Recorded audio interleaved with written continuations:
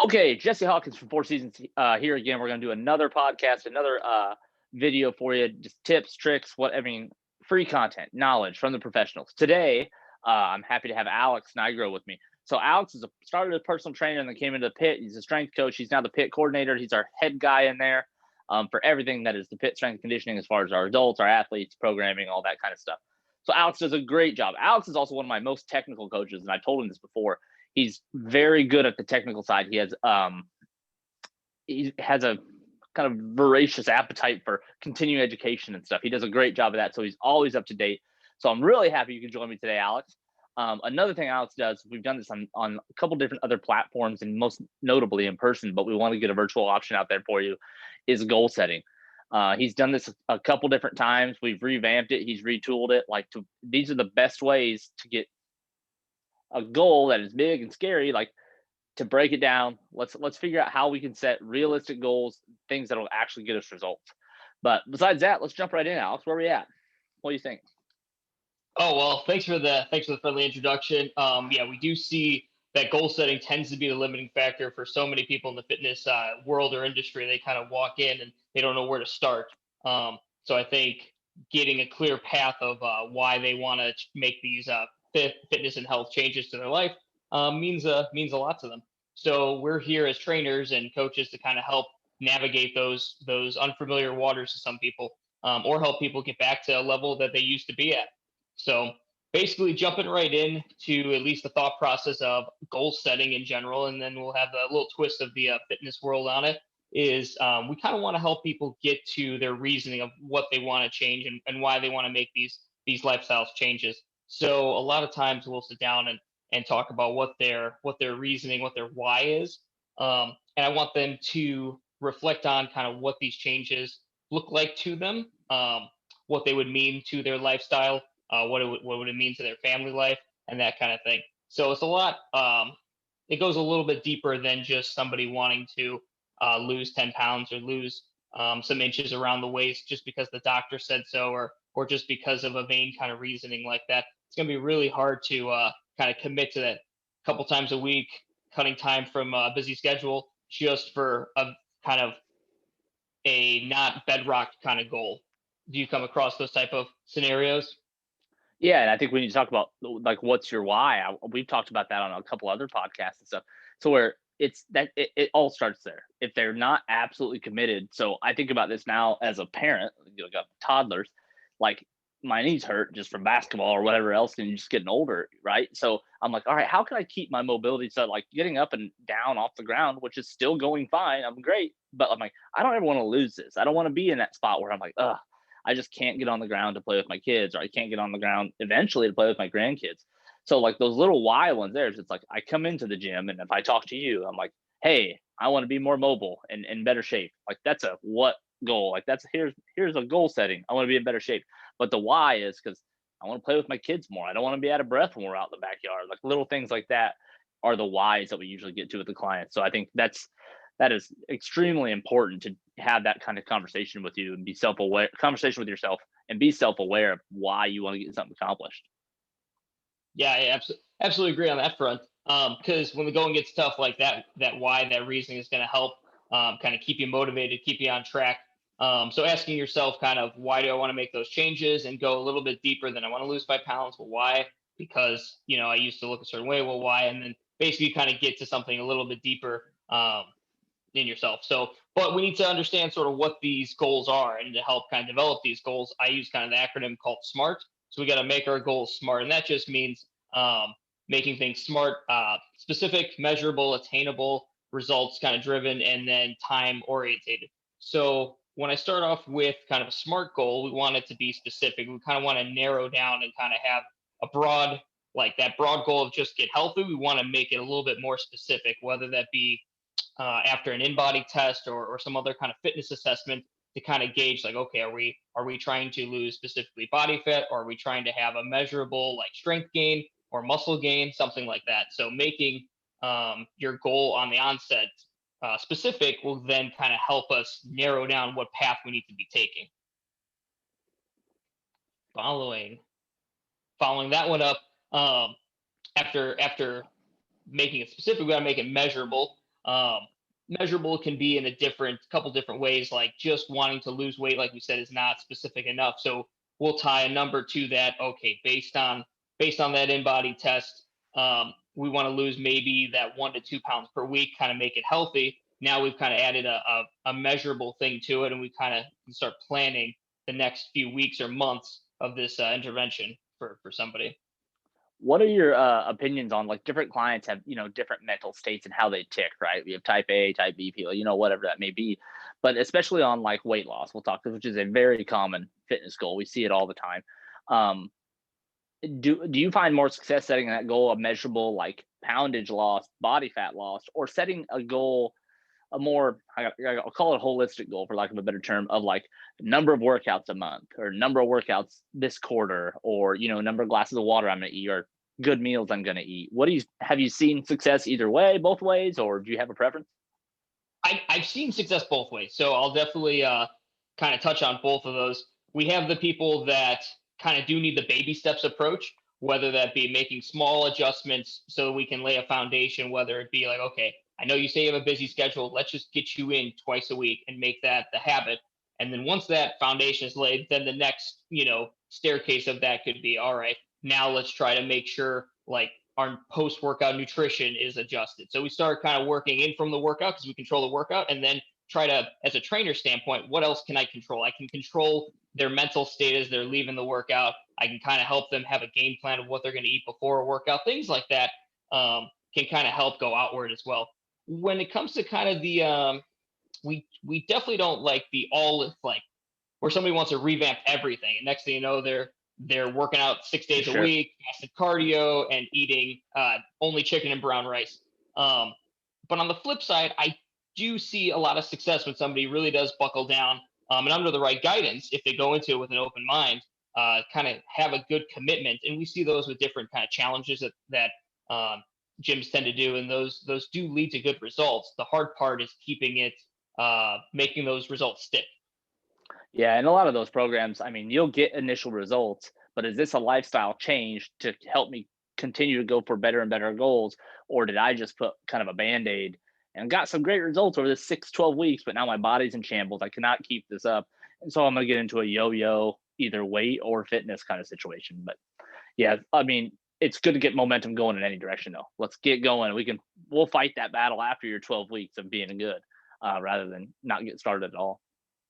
Exactly. So usually like a couple of things will be habit changing goals, and then along with just their fitness goals. So habit changing, we could look at types of what time they go to bed. Is it more sporadic? We want to kind of make the bedtime as much consistency there as possible, and then control we can control outward. But that kind of goes a little bit to the next part of your SMART goal, which would make it attainable. So somebody might come in just saying they saw the Biggest Loser contest and they saw somebody lost, 150 pounds in that 3 month challenge. And while that scenario was a very specific scenario with everything controlled, it may not be attainable or realistic for somebody who maybe they only weigh 180 pounds. Like, it's not realistic for some of these goals. So having like that breakdown approach of what is realistic will it'll set the bar and set the standard kind of there early on, for somebody coming to the gym and just assuming because I'm doing cardio that I lose weight because I did cardio, right? It kind of helps make things that realistic approach there. Yeah, I mean, you can't get it all done. I mean, we can write that down today. Like, here's the 15 things that I want to do to make myself better, both, health, wellness, whatever it may be, family. If I write down an exhaustive list of 30 things, all right, tomorrow I'm doing all 30, there's a good chance none of them stick. Like, let's build, lay a good foundation, get the easy stuff done first, build on that, get a little bit more detailed, more detailed, more detailed. I think you do see people that get excited about it. And I love the excitement, enthusiasm. But it's like, okay, now I'm going to get the most intense program I can find with the most specific programming of an exercise routine and the most specific diet ever.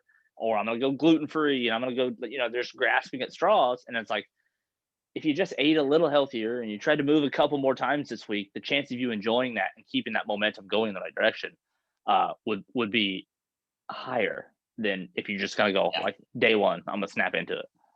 exactly. And this doesn't just apply to kind of the more general population people. This applies to kind of that kind of younger crowd too, who may just want to build more muscle, or just get stronger. And we see them constantly go from 1 week they're trying to power lift, the next week they're trying a fasted cardio, and then the day after that they're doing Sure. drop sets on bicep curls. So making your goal kind of relevant to what you want to do, and kind of understand how long or what's needed to see that adaptation, matters a ton.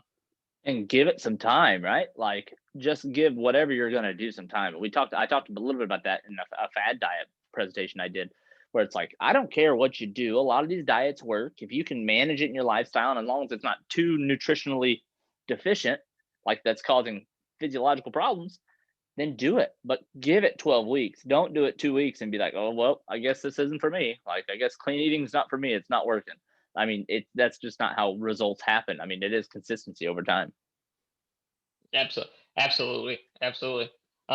Yeah, we see that. We see all those different scenarios, and you basically want to set this goal, and understand that goal is going to have other goals that tie into it. So there might be kind of a more serious, like lofty goal way up top, but we need to understand we got to have like little baby goals in order to get there. Um, so the goal to somebody wanting to lose weight, uh, to wake up at 5:30 a.m. doesn't sound like that goal of losing weight, but that's the goal where we decided that, hey, out of your chunk of the day, if that's the time that you can allow to come in to work out, that might have to fit into your goal. And so while that waking up at 5:30 is not your inherent goal, it is a step towards your goal. So I think kind of making the process of of achieving those type of things needs to kind of be laid out too. Yeah, and I had a client once. We talked about setting realistic goals. So he wanted to hike, and his name was Mark. He was great. I loved him. But he wanted to hike some large mountain, not like Mount Everest or anything, but he wanted to hike it. But he had nowhere to start, so we started training him, and along his timeline, he had like a 2 year, 3 year goal to do this. He was like every 4 or 5 months with like a little bit, larger incline mountain that he found, or like a different mountain range, or some hillside stuff, like another trail that has this much elevation compared to the next one. And that was our progressive goal. It's like, okay, let's get in shape for this first one, this baby mountain. All right, we did it. How do we feel? Where do we need to go? All right, we got a little bit more bigger mountain coming. Like, it wasn't like, well, I'm just gonna go all in here and I hope I get trained up enough to get there, and when I get there. So we had little baby steps and laid a foundation to where the confidence was there. And you talk about, hey, waking up at 5:30 a.m. It's like, hey, check that box. You've already done something. Like, you've already done something to make yourself better today. And that I constantly, I've been talking about momentum all the time. That creates that momentum to want to do the next thing, to want to do the next thing. Yeah, yeah. So that kind of touched on a little bit of the kind of making the goal time bound. So he knew, in that scenario, that he was going to book that trip, or book that tour for the mountain on a certain date, and he had that planned out. So it was kind of a like end date for that. Other people's goals could have a wedding, could have a vacation trip. Some people may not have a specific like event that they're training for, but even just mapping out and saying, okay, you told me you want to lose 20 pounds of body fat here. If we kind of average that out to lose 1 to 2 pounds, we need to, look at this in a 12 to 16 week program. So now we've tied dates to it, and it's a lot easier to then kind of figure out when you've fallen off the wagon if you kind of have those check-ins throughout your travels. A lot of times I'll equate all this to sort of driving around. Like, I know we're in the Bloomington, Central Illinois area. I know Chicago is north, but if I just get in the car and just start driving around, I may not get to that destination I need to get to. Let alone if I don't have the GPS on, I can't tell if I'm off the right or off the path. So I think kind of laying out a time, constraint to your goal kind of helps you stay on that path, because you can constantly check in and see, are you on the right path, or are you still thinking about losing the 10 pounds that we talked about originally, and it's 4 weeks later. Yeah, and you can analogize it to like finances, right? If I know I need to save $20,000 for something, I'm not gonna be like, well, I'm saving all the money. 90% of my money is going to savings. Like, I'm cutting power off. I'm doing all that. Like, that's not gonna work. And also, it's not gonna work if I want to save $20,000 in 10 years. I can't wait till year 9 to start being like, all right, what do I need to do? I'll just really, really pinch, buckle down here and pinch pennies. It's easier if you're like, okay, I got 10 years to do this. I got 6 months, a year, whatever it is. I need to be on pace, on pace, on pace. And if I get a little bit off, that's fine. Let's readjust, have a goal reassessment almost. Now, where's that going to be? Did my date get pushed out? Do I need to change something else? and kind of retool that initial goal. Right, right. And the finance world has a ton of different kind of metaphors like that. But just kind of looking, we have, a doctor for your kind of physical health appointment. You have a dentist appointment for your teeth. You have an accountant for doing the taxes and all that. But who's checking in on your physical, readiness state of that kind of activity? Like just seeing some blood pressure on the screen and having your doctor tell you to eat better may not kind of be the movement quality, fitness quality professional that most people kind of need. And there's plenty of different ways to get access to them without feeling like you're diving into this, super luxury expense. Yeah, for sure. And you're right. Like the doctor's appointment is great. That is our basic health, and that is super important to be able to do on a regular basis. But if you look back in time, I said, you're always looking back, time goes so fast, right? Like 6 months ago, you're like, oh, where did the time go? I said I was going to be healthier. I said I was going to do all these things, in 6 months. But if you look forward, 6 months seems so far away, like you have all this time to do it. And I think that's just human nature. So when you have somebody checking in on you, and yeah, it can be as easy as a workout buddy, it can be a fitness professional like you or I, or somebody at the gym. Like that's so much easier to have those check-ins and those accountabilities to keep you on your path for that goal, to keep you on your timetable. Exactly, exactly. And last thing would just be, running these goals past somebody who's gonna like help you on that path, whether it be a spouse, loved one. I've even seen, mother-daughter combos work out together type of thing. So having somebody in your corner, one way or another, or somebody else kind of on pace with your goal will help you stay on task. I mentioned this in another podcast too, where it's sometimes it's helpful if you get somebody just outside your circle, right? Outside your family or friend circle that I see, day in, day out. Mhm. If it's like a gym buddy that I'm like, all right, I just work out, with this person at the same time, 5 days, 3 days a week. I'm going to tell them what my goals are because they don't really care I mean, it sounds crass, but they don't care what's going on in my regular life. They only see gym Jesse. Like, okay, hey, why did you miss your workout? Like, I don't know what's going on in your life. I'm not going to ask them, but it's, hey, we were here Wednesday. Where were you? And that kind of, so they don't kind of let you off the hook as much. Be like, oh, you were tired. Go ahead and, go back to bed. We did have a rough night. The kids were up or whatever it may be. Like those kind of weird things that happen. I like having accountability partners on different levels and different proximity to your home life and your work life and different things like that. Yeah, that makes a lot of sense. So I think if people kind of stick to kind of these guidelines just to get them going, I think they can start making some strides towards these goals in 2021. Absolutely. So actionable steps here. And Alex, you give me one too. Like sit down, be reflective on what you actually want. What is your why? Write that down and then go talk to somebody about it. Like start to break this down. And if you need help, come find one of us, right? Exactly. Yeah. So the biggest thing of all this is, that, Mark Twain said it. The secret to getting ahead is to get started. So you just have to get started one way or another. Just either go to the gym, write it down, and then start. From there, the Yes. pieces will fall into place. Yeah. Momentum. I mean, movement has to happen. You have to get going to have any momentum at all. And then just try to hold on to that momentum for everything you got. But awesome. Thanks for joining me, Alex. Well, I'm sure we'll have other ones. I know we're going to do some other ones on some different topics, but it was great to hear from you. Thanks for having me. Thanks, buddy.